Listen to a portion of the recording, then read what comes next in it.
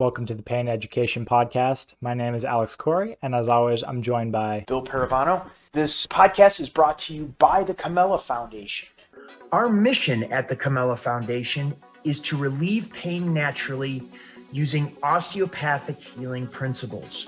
Join us every Tuesday at 1 p.m. Eastern Time live with your questions, where we'll be going into detail on how the underlying patterns in your neurology are affecting pain and tension in your physical body. Welcome back to the Pain Education Podcast, everyone.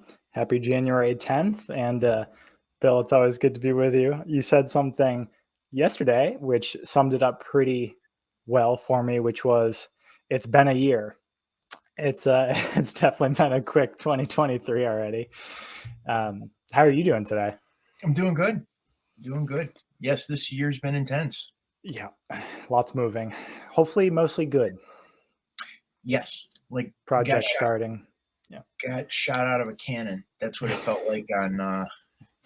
Actually, it was January 2nd, and then everything is just taken on a whole new. Each day, it's almost exponential growth, which has been pretty awesome to watch. Yes. So today I was hoping to pick up where we left off last week, which was on the fractal nature of neurology. And then we'll probably go into some of the more common things that you've been experiencing with your clients this year. But do you want to pick up where we started last week with explaining how and what the fractal nature of reality or of neurology means and how it's tied in fractal nature of reality, perhaps?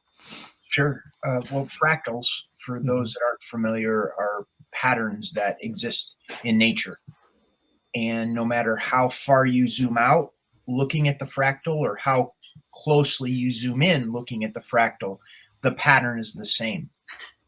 And when we look at healing in the physical body or dealing with the neurology, these patterns exist in our physical body in the same way.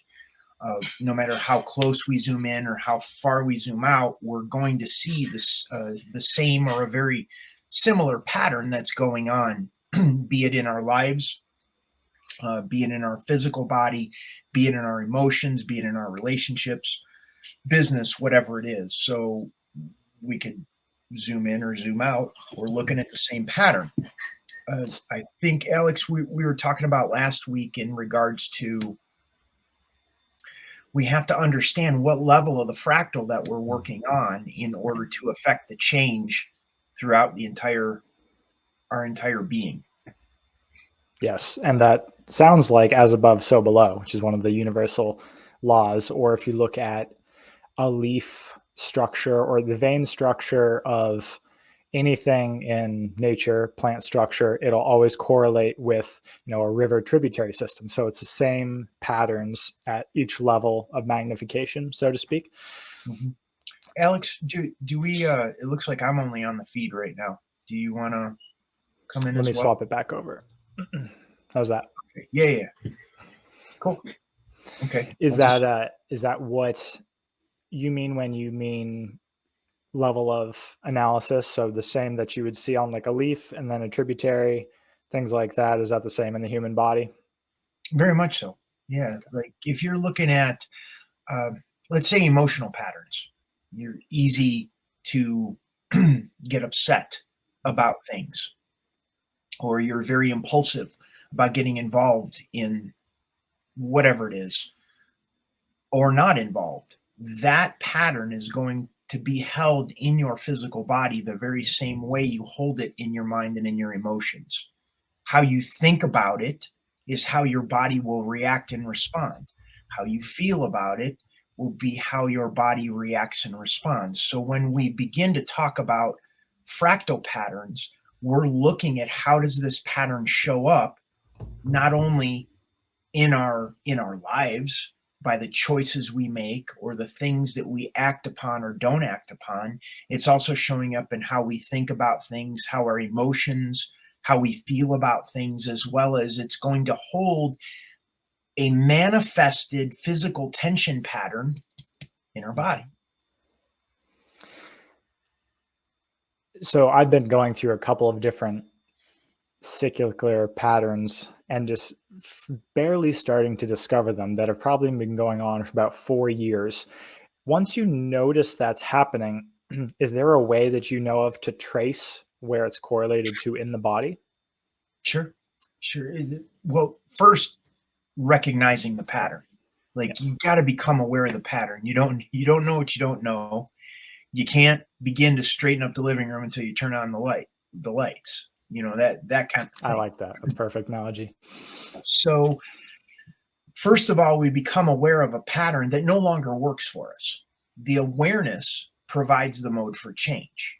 So once we gain awareness of a pattern that doesn't work for us, then we can now begin to work on it, be it thinking about it differently, feeling about it differently. You have a lot of the self help, new agey kind of stuff, writing about it, Mhm. visualizing it, vision boards, all sorts of things to begin to change those patterns in our mind, our emotions, um, in who we are. However, when we get to the physical body, that's the densest part of who we are. And it takes the longest to integrate and change those, what we're trying to shift. So, becoming aware of the thought, the emotion, whatever that is, we could begin to take a moment, close our eyes, and see, well, where do we feel it in our bodies? Where do we feel restricted? Do I feel restricted in my lower back?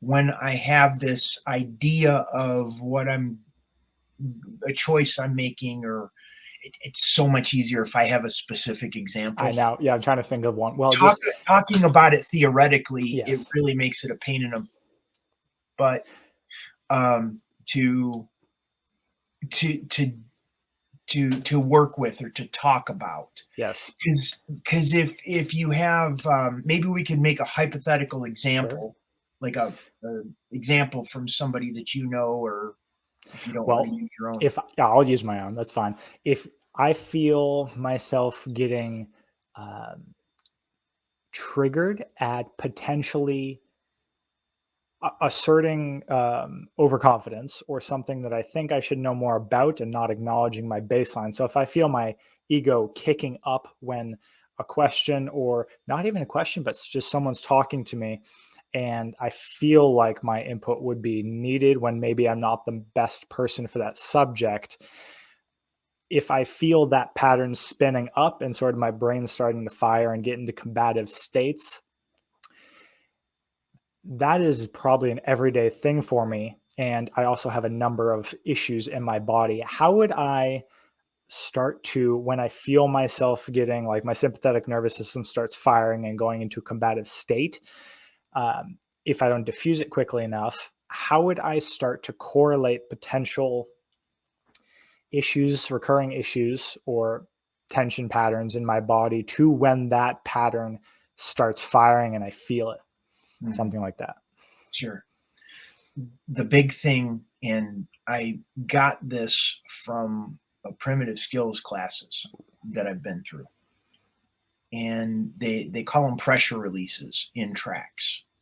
So you have a footprint of an animal that, based on where it's looking, left or right, up or down, whether its bladder is full or empty, whether its stomach is full or empty, whether it has injuries, the terrain, all of that goes into how an animal will stand on the land.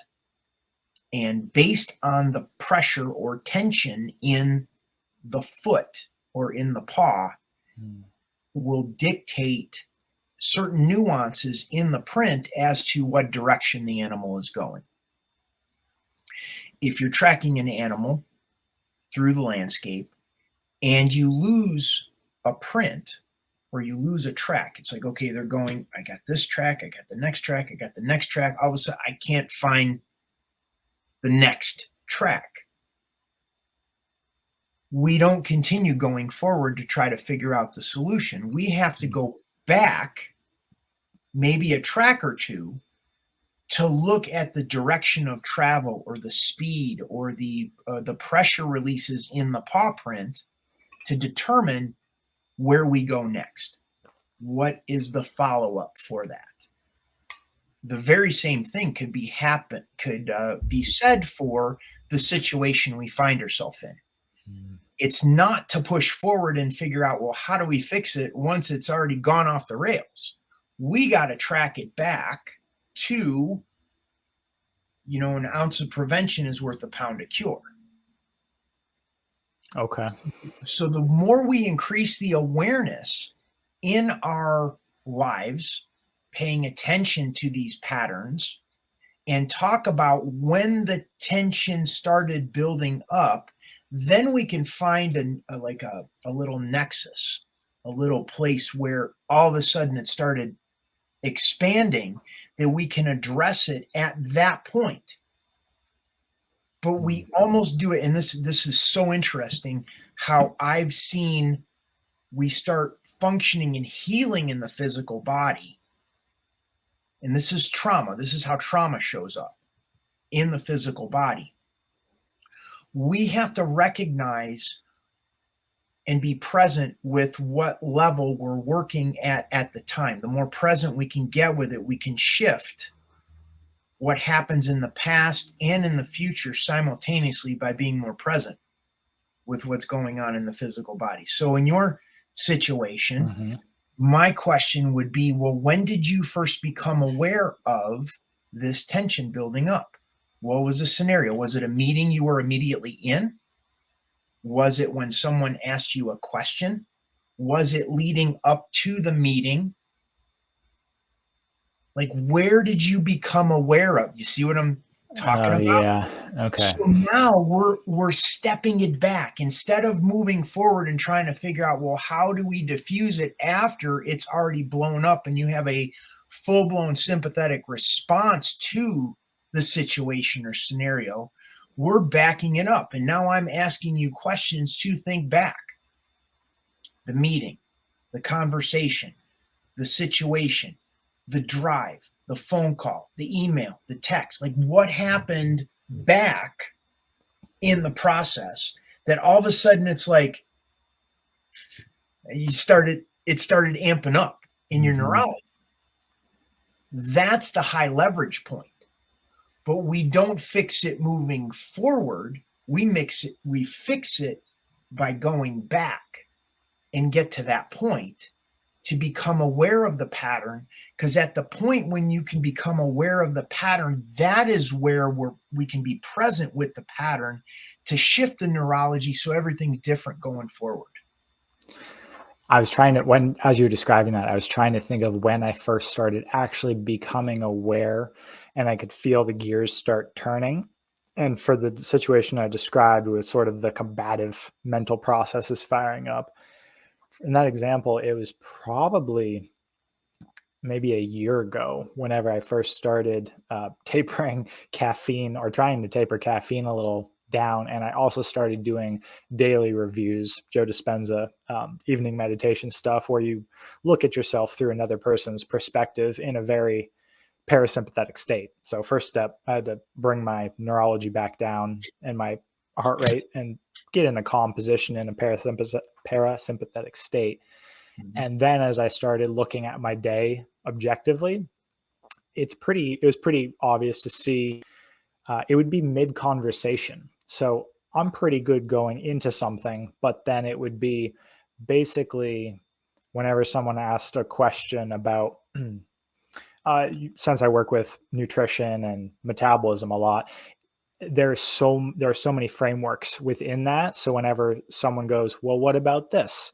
That's when that combative thing kicks on. And instead of actually meeting someone where they are and sort of guiding myself by guiding them, I would try to just impose, which is, it's hard to not do that in nutrition if you have specific protocols. But it would be mid-conversation, and I could see when I would be looking at that situation that's where gears started firing up and my heart rate would go up and all of that, kind of like just going into a debate when there was no need for it to be a debate. So acknowledging that, once I see that it's in that position, what would be the next step once I know where it starts firing?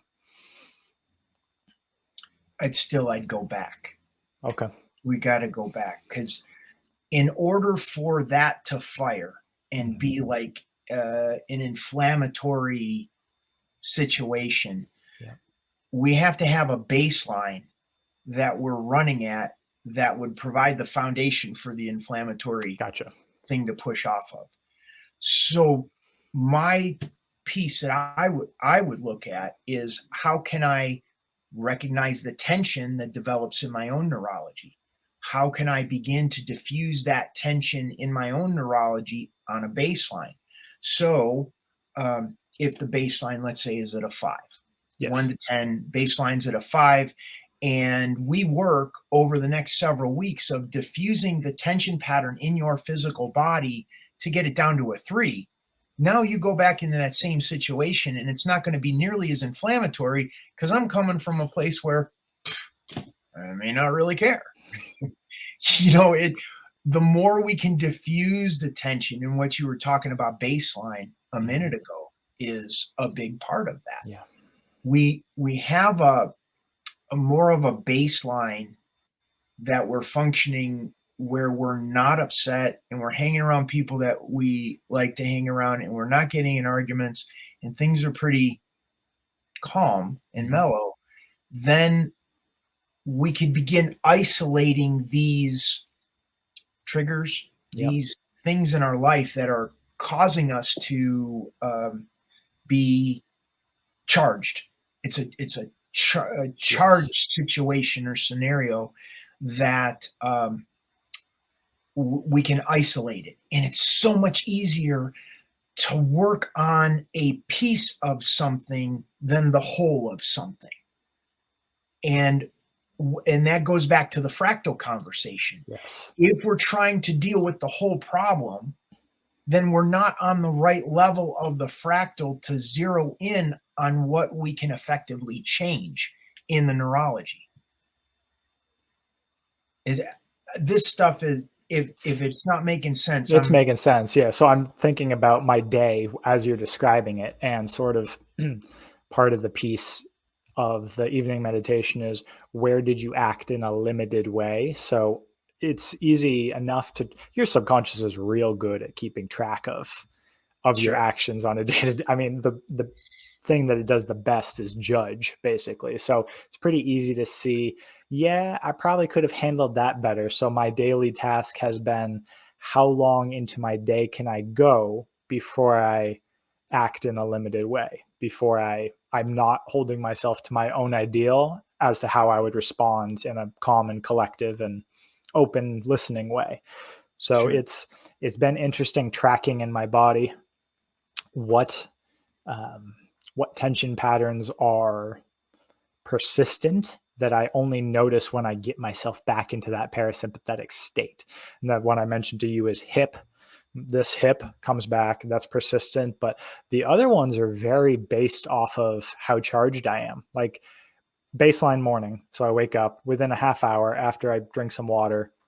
That's probably my calmest state of the day. Haven't eaten Mhm. anything, haven't engaged with anyone. I'm Sure. pretty good.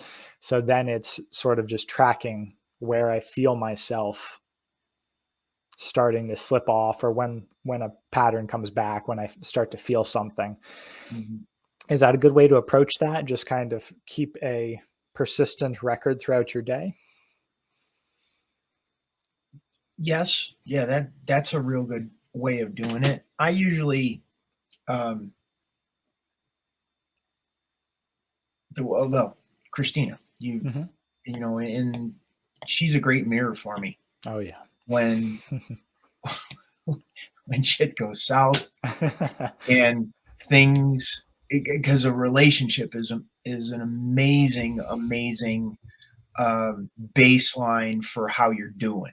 Yes. When things don't go well, and they're the ones that are usually things blow sideways with.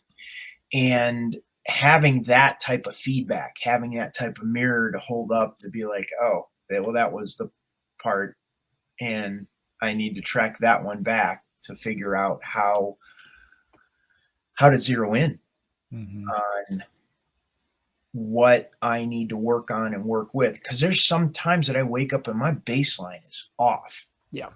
It could be, and this is where we get, I think we can have a very, very broad conversation that there is things that affect us outside of us, that it points in the direction that we're more than just physical beings, that we're energetic beings, and we're affected and influenced by thoughts of others.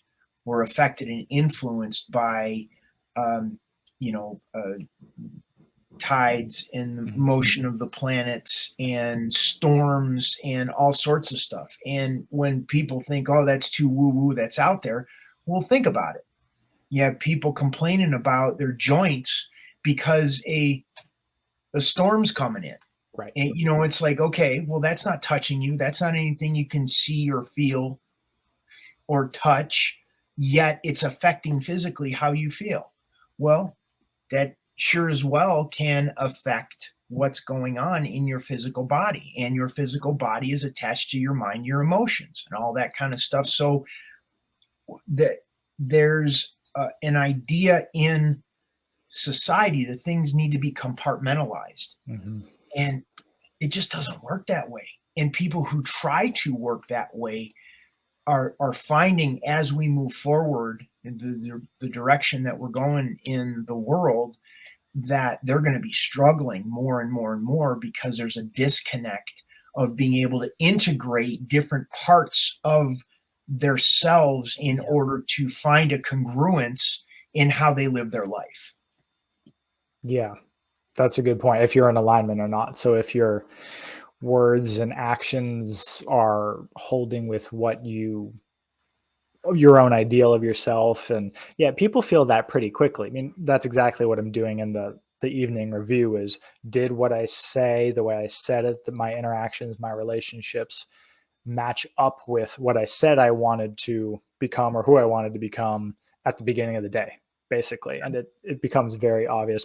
And what you're saying earlier is, just because we can't see electromagnetic fields or any type of information field doesn't mean they aren't interacting with our own fields every second. Sure. Right. Yeah. I mean, we talk about power lines. I was going to say, go stand under a power line. Talk about antennas. We look at the different G's, 3, 4, 5G stuff. I mean, you can get into that, and the more sensitive and aware you become by becoming more connected with how you interact or influence things or are influenced by things, the more you go, oh, wow, this is happening all day, every day, continually. Yes. Yeah. The more sensitive you become, or the more aware you become, you can almost feel the layers being piled on, where your baseline would probably be well fed, but in a calm state in the woods, away from other people, other tech, other, just by yourself in the woods is a pretty still and mellow state. And then if you just keep piling on layers of additional people, of additional technology, of additional problems, traffic is probably a whole nother thing. Like if you start swirling those things, you can see how well your body how your body handles stress and inflammation, or doesn't. Right. Yeah. I don't know anyone that handles it well. It's just how much of a buffer do you have? I think what's happening now is, in society, there's this place of looking at, well, who are we in coherence with? Who are we resonating with? And meaning, like, how can I be Bill? How can you be Alex, and not have to put on any airs of being different than who we are? So I think there's a recognition that, especially what we've been through as a society over the past several years, of seeing these different ideas voiced on social media, and we're like, oh wow, I had nothing in common with that person. What the hell was I doing? So when we begin to recognize that, we get to be more discerning. and realizing what a drain it was to be around this person or that person, and how we can disconnect from that. Mhm. And this goes into the conversation of entrainment. I think we've had that conversation before. We might have, but I didn't know it by that word. So feel free. Okay, so entrainment. Think of two dogs Mhm. on the street. They run up against each other, towards each other. They're nose to nose. And one dog goes like this, the other dog goes like this. And the other dog goes like this, the other dog goes like this. Gotcha. Until one turns and runs and the other chases. There's an entrainment that takes place between the energies or the nervous systems of those two dogs. Well, we're no different. We're no different. When we interact with another person, there is an entrainment. There is an entraining that takes place with the neurology based on certain social structures, how we're feeling and all that. And I raise my hand to go like this, and you raise your hand to shake it. It's an entrainment. Yep. And this happens on many levels when we're interacting with people. Someone comes in a room, you're in a room full of people, everybody's getting along real good, and someone comes in that's really upset. You can viscerally feel the tension in that person that walks in the room. And many times people will brace in anticipation of the tension of that person that came in the room. That's entrainment. Just like when you're around a mentor or a master, somebody like in martial arts, it happens a lot where you have the martial arts master that's very calm and at peace, and doesn't matter who comes at them and doing what, they're just calm and they're moving and they're flowing and all that.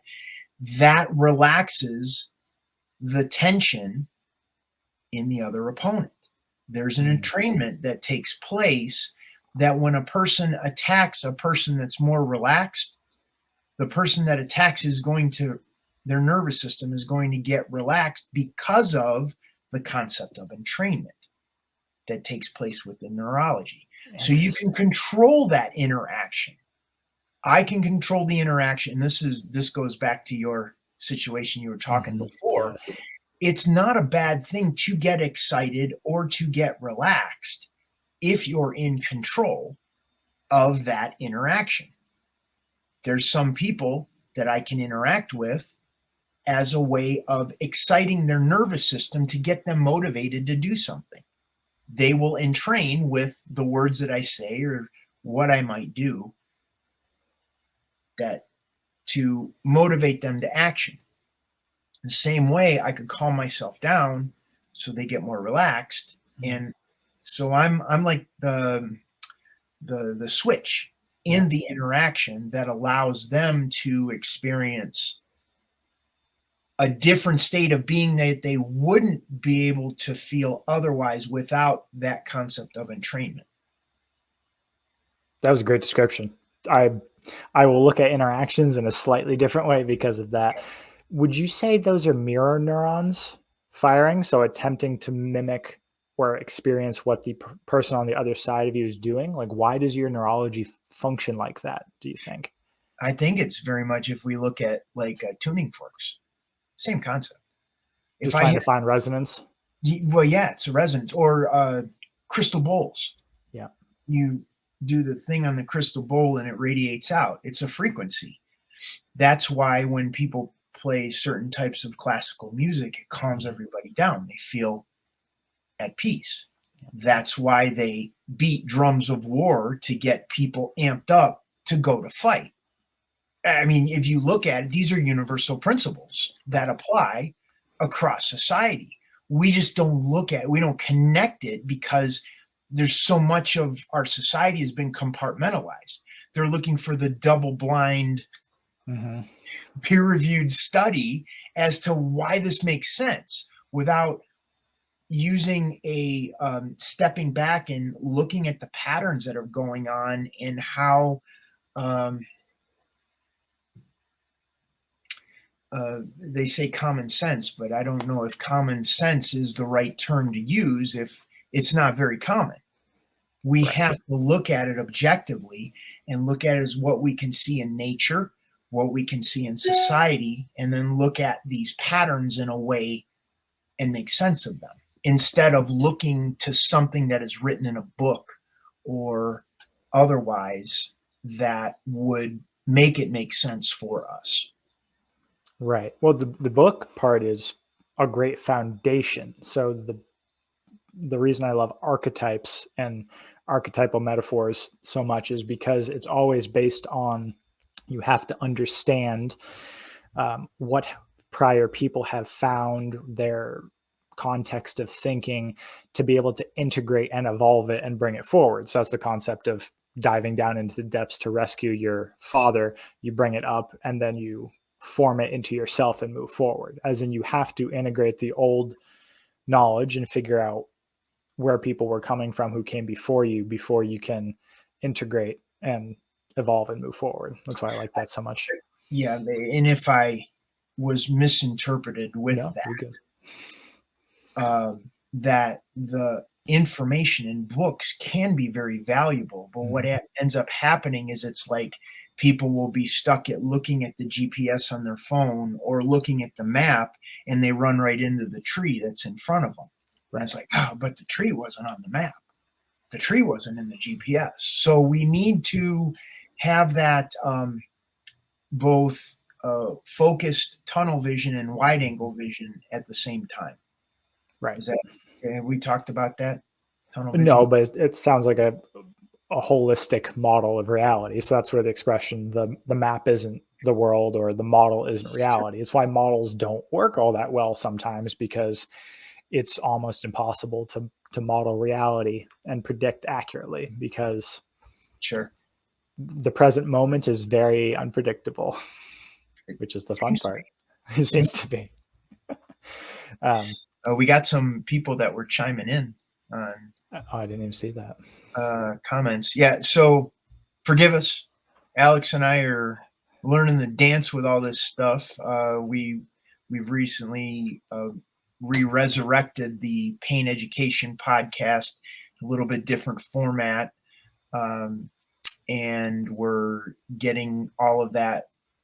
Uh, well, we recorded our first one last week, Yes. and Oh, just figured out last night we got all that up, so it getting sent out. So the first one got sent out. Alex. there's a good one here. Someone pointed out just cell phones. That's my biggest one at the moment. Like, it's the most unconscious habit, something we constantly have in our hands and pockets. And cell phones trigger dopamine addiction. There's nothing in my life that is so unconscious that I have to actually think about than reaching for a cell phone.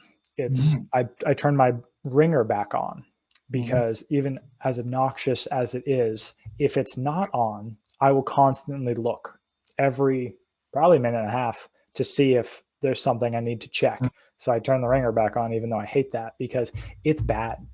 Like, mhm, as for like going into the woods, like we were mentioning, cell phones are definitely have transformed the way we communicate and ease of use and networking and all that. But that's a big dual edged sword. I don't know how to deal with that one. And yeah, just the EMF that comes off of it. Like, sure, if you look at a brain scan of holding your cell phone here, it penetrates 3/4 of the way into your head, the radiation coming off sure, of it. Yeah. sure. There is, and that's something we can talk about in possible future Mhm. interviews with people. But there is somebody that we're currently working with that has a level of technology that harmonizes that EMF, um, Mhm. the emittance of EMFs, and how we got power lines and all of that other kind of stuff. And instead of like blocking it, where there's this idea that we need to keep it out, which we live in a world that it's virtually impossible to keep it out anymore. How can we take it and, like a great martial arts master, how can that be moved in a harmonized way So it's not only not depleting us, it's actually, we can flip it around so it's actually energizing us. Yeah. It's amazing what you can do with waveforms when you understand the waveforms. Yeah. So yeah, I mean, that's why I wear this. This isn't a blocker. This is just a mini microcosm of a harmonizer, just any orgonite. So it smooths it. You may want to slide over the mic. Oh, gotcha. I always forget that's there. I mean, anyone who you see wearing these little things, that's their purpose. Any orgonite is to reharmonize or try to. Sure. Yeah. And there's devices you can put in your house that do the same thing on a very small level, where it creates a bubble where it'll smooth the waveform out and reharmonize the frequency a little bit. Now, yeah, that's a whole podcast by itself. Sure. Just EMF harmonization. Let's go back to, well, actually, any clients you've had this year to pivot or carried over, have you noticed any patterns specifically at the beginning of the year that are presenting themselves? Anything sort of that you've noticed in the collective for pain? I don't know that it's necessarily new this year. Sure. But I think people are really struggling with the mental piece of where to start. Yeah. It's kind of like finding the beginning of a circle. Yeah. Where do I start here? Do I start here? Do I start here? And then they try to take on too much, and then it overwhelms their neurology, and then they quit, which is what they call it, the New Year's resolutions. Okay, I'm going to eat right. I'm going to go to the gym, and I'm going to, walk my dog, and I'm going to all this other kind of stuff. And it's too much of a bite to take out of life in order to make the change lasting and permanent. And they do too much, and it isn't able to be integrated. Right. So that's on one end of the spectrum. The other end of the spectrum is, if we really give them on that fractal, the part that's going to make the biggest change for their neurology, it's going to seem too simple. And then their brain overlooks it, and they're on to the next thing. Well, that can't be it.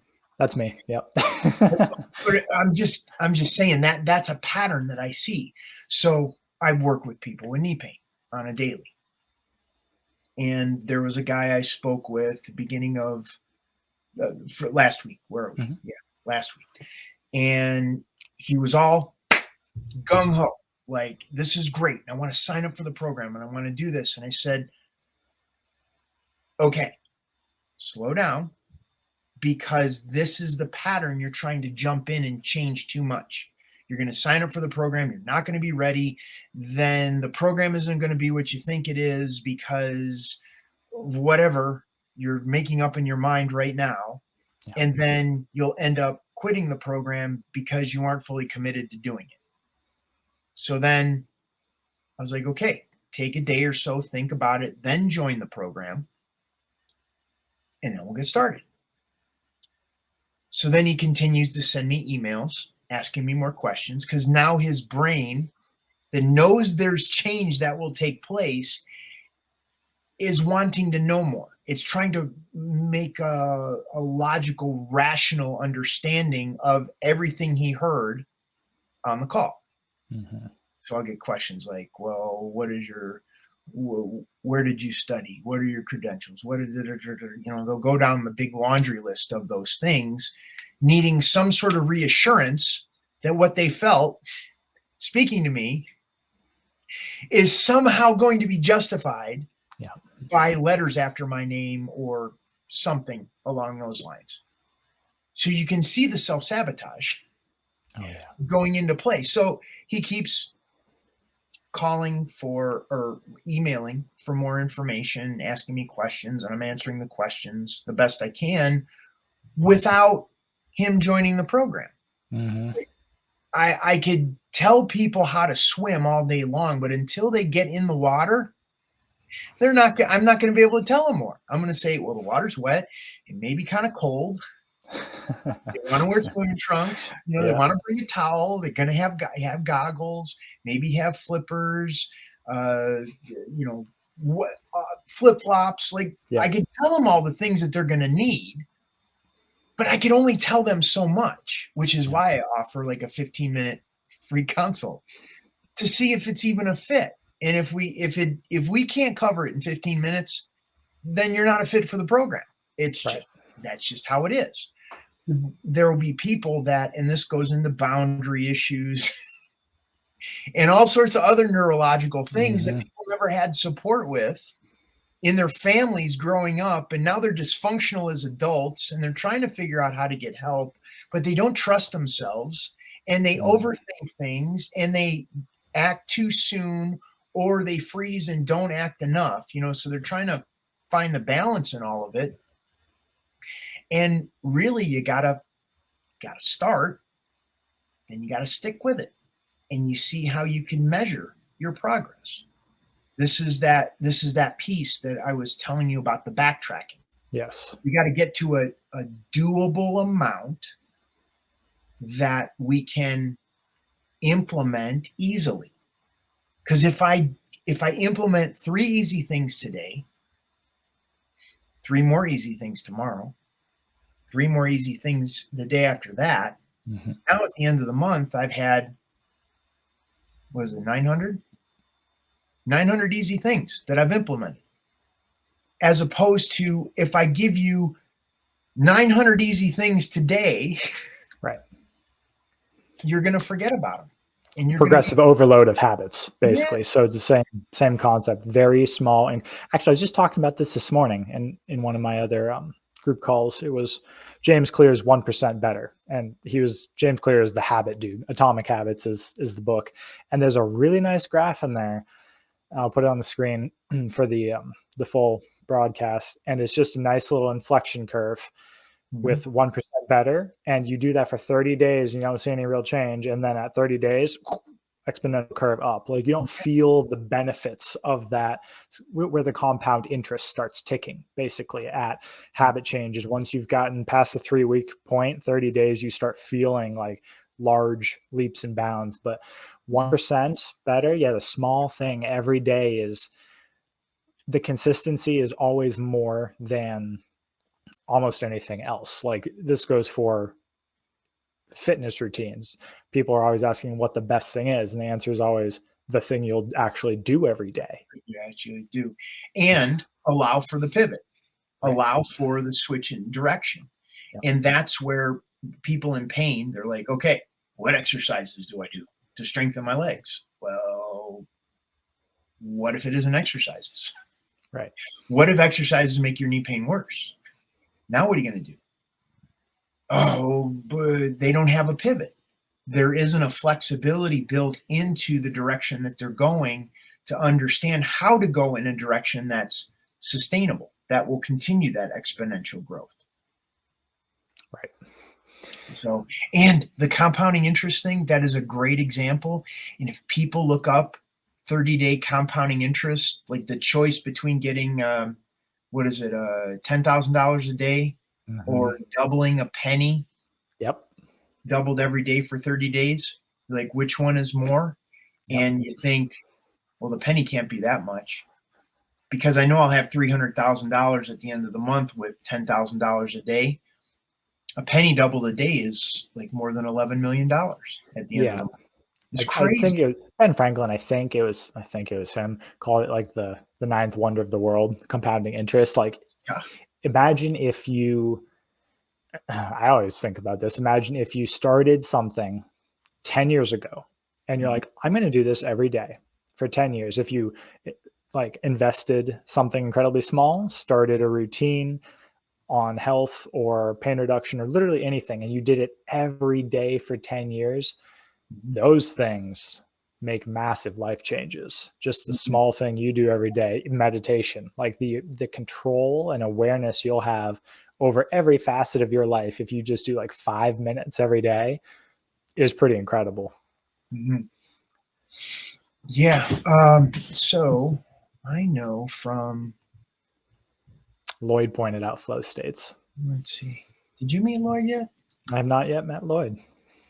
Just I recognize the picture though. It looks like a yeah. He's a Systema guy. gotcha. He's in Oh, Rona. you want to touch on Systema? Because I heard you're going to be potentially doing Systema. Oh, well, tonight I'm teaching at Mandala Springs, and Physical reset. Physical reset circle, the first one that we're going to be doing in person, and then figuring out how we'll do that as far as live streaming. But I figured we'd get one thing done first. Yes. I'll meet you at that one because I need to see how that feels in person.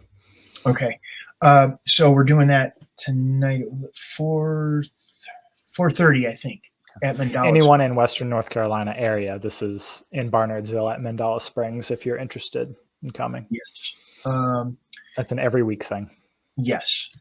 So I teach people how to get themselves really pain, tension, stress, shift the neurology. So there's that on Tuesdays at 4:30. And then Systema. Yes, that has been a new occurrence. I actually spoke to Lloyd about that last night. Oh, nice.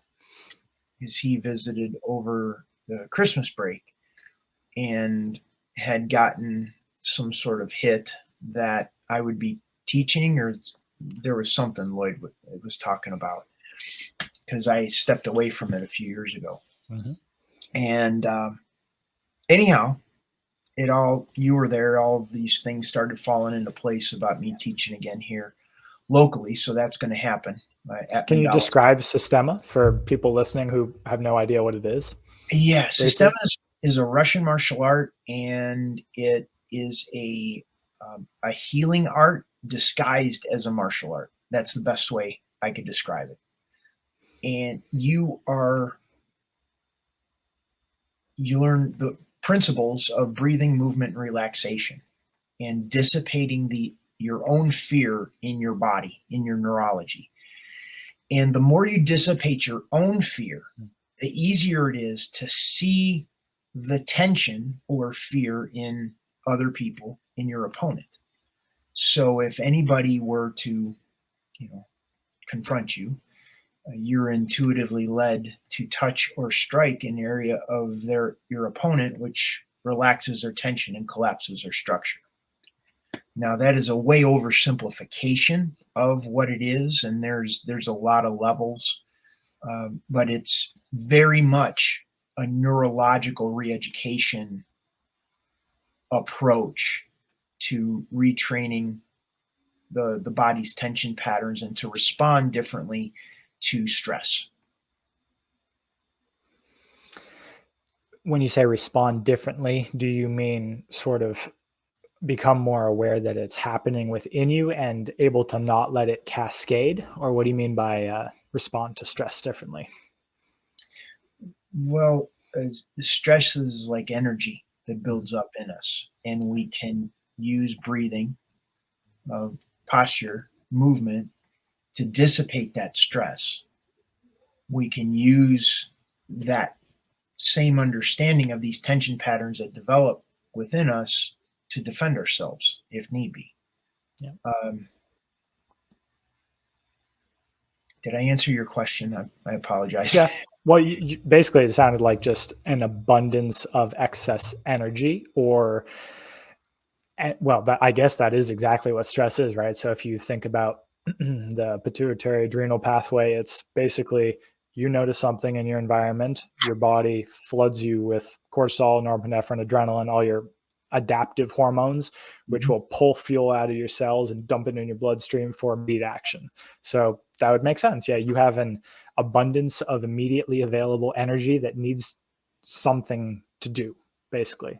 So which triggers anxiety in me because I have to get rid of it or else it just keeps floating, and it takes a while for that cascade to go away for me. Sure. So when that happens, there is tension patterns that start to build in your physical body.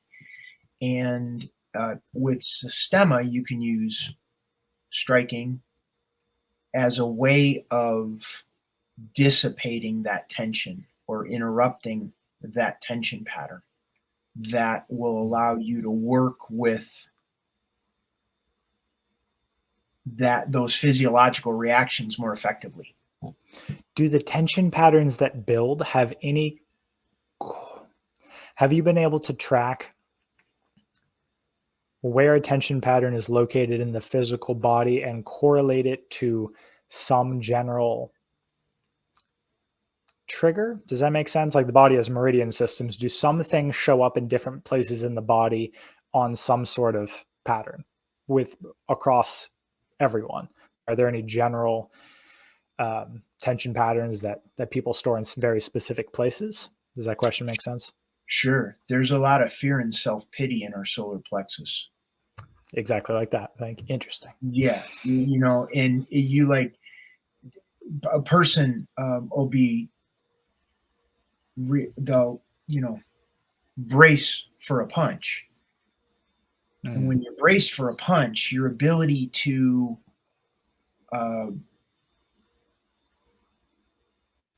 with that bracing of the punch, the ability of the punch to affect you and change you as a person is somewhat limited. But when you're standing there and allowing a person that you have a certain level of trust with use the strike as like a high-speed massage. Yeah. Yep. What, like, and most people, this is something I was talking about last night. Most people, whenever they've been hit out of emotion where someone's trying to hurt them. Parent was upset, brother, sister were mad at you, friends you got in a fist fight with. So there was a charge of emotion with the person that you were getting struck by. So there was not only the physical experience of the strike, you're also dealing with the emotional component that person was trying to diffuse their neurology on you. So now you have two things you have to deal with. But if you get struck, and it doesn't have to be a blast, punches can be just pushes initially that the body then builds up a tolerance to, or an understanding to, and can handle more. When it's done with an intent to heal, with an intent to diffuse the tension in your nervous system, to bring you more wisdom and understanding within yourself, so you look deeper inside of yourself. Mm-hmm. That's a whole completely different ballgame. Right. We're not talking about hitting just to beat down a person. You're using a fist as a tool to heal. Interesting. Right. So you're breaking the initial association with the biochemical trigger, basically. Entrainment. Yes. Entrainment. Someone goes like this, you go, I'm going to get hit. Right. But if you begin to understand what the fist is and what it looks like when a person has intent, as opposed to when a person is just raising their fist, now we don't perceive, we begin to understand genuine intent to harm differently than if a person is just striking to heal you. It's different. Do you learn to read body motion a little differently? Like, are there certain chains in the body that'll fire with certain intentions that you pick up? Yeah, you're looking way too deep into it. I'm sure that's me in general. But what I'm saying is that you tap into who you are as a nervous system, as an energetic being that picks up the movement. Like we pull our hand away from a hot stove before we rationally go, oh, the stove is hot. Right. I should pull my hand away quickly. There are many times where you touch a pan or touch a hot stove, the hand will come away before the brain even registers that it was hot. The only thing in the way of that, and that's when I talk about the neurology firing at 286 miles per hour. Oh, I put that Well, wrong in the title. I put 256. My but, bad. but it depends. If the signal is clear, Yes. it can fire faster. If the signal is muddied by drugs and other things, the signal is slower. So, it's a range. The point of what I'm saying is that our fear gets in the way of the response that are a clear response from our neurology from an experience. That's perfect. That I that love that. that's why if someone raises their fist like this, some people will go, they'll be covering up before anything even happens. And then other people that have knowledge and wisdom in the understanding of that movement will begin to position themselves differently so they're prepared for what may come. Yes. So would It's you a, say that it's the difference between reacting and responding to something. is the easiest way to diffuse those patterns to be, is there a detrainment? Is it, what would you call that? If you're starting to diffuse and recondition your body to not have fear as a reaction. Are martial Yes. arts the best way to, or one of the ways you found that do that well? It's a way, and I Yeah. wouldn't say all martial arts, Mm. because there's some martial arts that train fear into the body. They create more tension in the body. Yeah. What was used as an example is boxing. Boxing is a great sport, but once again, it's a sport. So there's an inherent tension that comes in with the desire to win. Yep. So if you're looking from Systema, the perspective is to survive. It's not to win, it's to survive.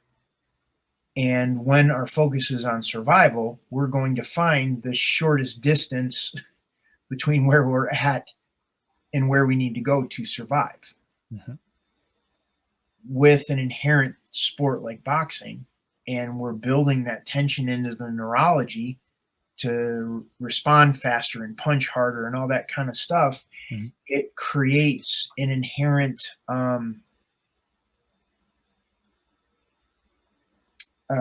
tension in the structure that eventually over time breaks down the physical body.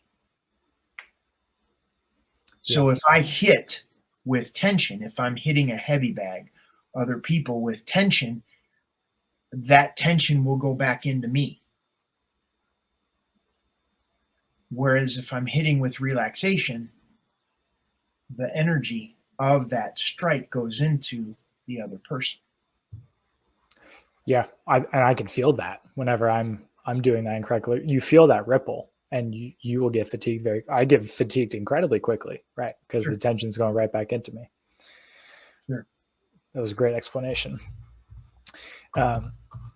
To close out and or go back to the beginning for people at the beginning of their new year, we touched on awareness being the foundation for pain reduction. So just being able to figure out where any of those tensions are stemming from. Is that across the board, or if people are already aware in your tracking analogy, is there a next step that's easy that applies to everyone for starting to work through tension patterns? Everybody's at a different level of awareness. Yeah. Everybody has different capacity to change. Everyone has a different willingness to change. Oh yeah. So you kind of take that into consideration and you figure out where the starting point might be when taking those factors into consideration. The more a person is able to get present and then with what's going on with them, and then trust the person that they're working with. That's the big thing. There's a lot of fear I see in coaching. The coaching comes from a place of, I see it all over the board, and I've experienced it with a lot of different coaches or trainers or mentors in my life, where there's an inherent fear of the student surpassing the teacher. Oh. So you will have teachers that will suppress their students in a way, and sometimes overtly, sometimes very subversively, to keep their students in a place where they have control over them. And it limits the student's ability to evolve, because there is somewhat of a parent-child relationship going on there. And there's, if the teacher, mentor, coach, trainer, whatever position that they're in, that senior, junior type of relationship, Yeah. if that person in the senior relationship isn't aware of their stuff, their shadow, their dark side, whatever that is, then they could function at very much at a disservice to the student.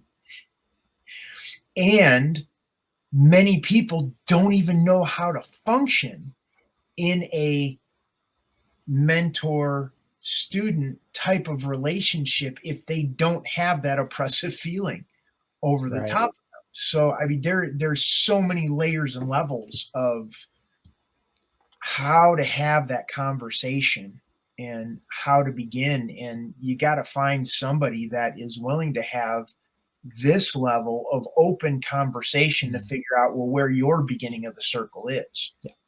Because if you don't have that level of open and honest communication, then at some level the student or the teacher is going to be limited, because I believe in a very healthy student teacher relationship, you're both growing. Yes, 100%. Yeah, like the student is pushing the teacher to be a better teacher, and the teacher is pushing the student to be a better student. Yeah.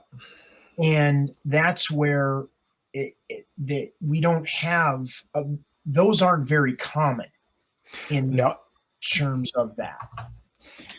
And you can see those teachers. So the new coaching model, it's not new, but it's becoming more apparent as the only one that works because it doesn't involve manipulation, like you stated, or any real control, is the collaboration model. So it's walking side by side with someone, not necessarily even.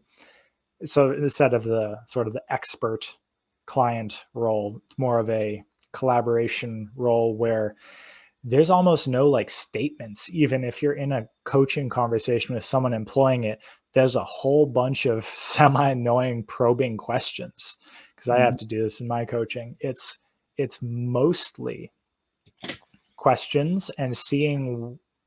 Most people know where they have to go innately, intuitively, and they might just need a little like nudge direction one way or another, or maybe they are lacking a critical piece of information or something like that. But most people know innately what they have to do as their next step, and then it's just instilling accountability. So I appreciate what you said with, it's very obvious when you meet a teacher who loves what they do. So the best teachers I've had are the ones who, like, you can see them light up when they're teaching and they're in dialogue with their students, and they just discovered something new because of that dynamic. Like they're still unearthing their practice with other people, and it's not a top down. They'd probably know more than you, but it's you get inspired by their level of curiosity for their craft, which is amazing. Those are the best teachers I've had. I was having this conversation this morning regarding Systema, and why I've been hesitant to resume teaching is because there wasn't a level of commitment by the students. And the basics with Systema is you have to learn to fall, roll, and breathe in the basics for it. And you have to do that on your first class or your first several classes. And that has to be reinforced in your neurology. But you have people that don't come consistently. And without that level of consistency, now you're teaching people to roll and breathe and fall every class. So my interest in teaching comes from my students pushing me to be a better instructor. That excites me because we have different questions, deeper questions about tension or fear or emotion, thoughts, that kind of stuff. Now we can have a really robust type of class that can continue evolving. But when there isn't that level of commitment, well, then it gets pretty old real quick. Yeah. People just trying to rolling and breathing every time. So, yes, which you have to do every time, but it's like starting every day in kindergarten and trying to get to university level in the same day. It just doesn't really work. Yep, I can see that. Any other major topics you wanted to touch on? Oh gosh, for today? There's so much. I sent you text. You did. We have to save some. And I'll continue sending you texts that I get from different conversations I have with people who do the 15-minute complimentary consult with the knee pain guru. Okay. As well as clients that I work with. There are new people that have been starting up in the program since the beginning of the year. So they're new conversations, and it sparks different, like, oh, they're looking at it from this way, and I can talk about it from this way. And so it's cool. So I'll continue to shoot you little text note reminders that all you got to do is read the text on the next one. And we're off to the races talking about another topic. Sounds good. Yeah, so many angles and lenses that people come through that, sort of renew your worldview, because we see things or the world appears how we see them, how we filter them, rather than how it actually is. So everyone's got a slightly different twist on it, and it's always fascinating seeing what angle they're coming from. Sure. And I'd like for you to put that TikTok video that you did with the Parravano. I will definitely put that. So for those that are watching the replay, and this is hilarious. This is why Alex and I work well together, because I've been doing the Parravano now for 3 years, which is We'll get pictures and you'll see the video. But it's a Russian stretching strengthening system that builds tendon, ligaments, and fascia in the body in traction. So the arms and legs are getting pulled in different directions. So, I can think of a million different ways to Sunday to talk about it. Yeah. Yet, if you put it in the right clipped video and present it, you get much more traction than Bill has had in the past 3 years. 3 years. Alex puts up, he shot a video from last Friday, put it up later that day. And how many have we had so far? I mean, it's a good amount. It's probably 375,000 at this point, which isn't a lot in TikTok standards, but I don't care. It's a lot. I'm talking about Bill standards. It's like Bill's not the tech guy. But half of the comments thought it was just a contraption that belonged in the bedroom, and half said they were going to build it for their basement. Yeah, for traction. That's a medieval torture device. Anyways, well, yeah, it was amazing. The point of it is to get that level of exposure from a video that you shot that morning, put up later that day, and we're only at Tuesday, so we're talking about Friday, Saturday, Sunday, Monday, 4 days, and you have approaching 400,000 views on it. What a guy. The amazing algorithm that is TikTok, which, I mean, these apps are good at what they do, and that is engagement. Their sole purpose is to keep you on the app. So they know how to do that. Yep. Yeah. Anyways, so kudos to you and just showing what a good team we're making at this Yes. point. Because I got oodles of content that I'm happy to share, and Oh Alex yeah. has the tech side of things that is able to put it together in a way so more people can access it. So thank Yes, you. and build it in their own basements, which I don't doubt a couple of those people will build their own version for Mhm. their pain reduction. Where if people want to sign up for either, um, well, you're going to be doing your physical reset online at some point, but Mhm. you are the kneepainguru.com, correct? For your 15-minute Yes. consult. All these Yes. links will be below, but just for our audio listeners, the Camella Foundation to learn more about this podcast is sponsored by the Camella Foundation. So if you want to learn more about that foundation's mission and purpose, that will be below. That's thecamellafoundation.org, the Mhm. kneepainguru.com. And any direct communication for you other than that, Bill? Yeah, if they go to the kneepainguru.com and Mhm. set up a time to do a complimentary 15. consult. Gotcha. So if they need more direct, I'm not going to give them more direct than that straight off the internet. Right. Right. Yeah, true. And if anyone wants to learn more about metabolism, health, fitness, nutrition, and hydration, that's my wheelhouse, and building habits, of course, but we both do that. That is cultivated-change.com. All these will be in the show notes below, but we will be doing this next Tuesday as well at 1 p.m. Eastern. And we hope you guys enjoyed this and got a lot out of it. Anything you want to say in closing, Bill?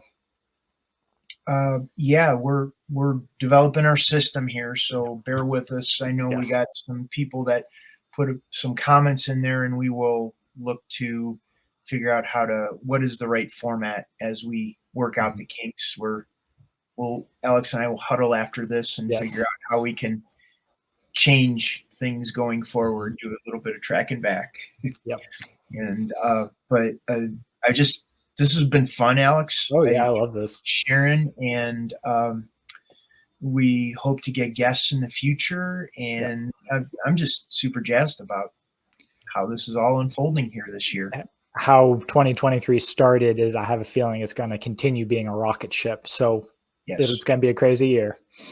Yeah, and I'd really like to say this. Mm-hmm.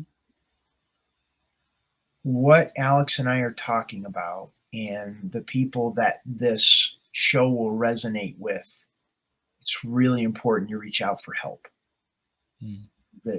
Like, you have to look around and see the reality that we're currently in is crumbling around us.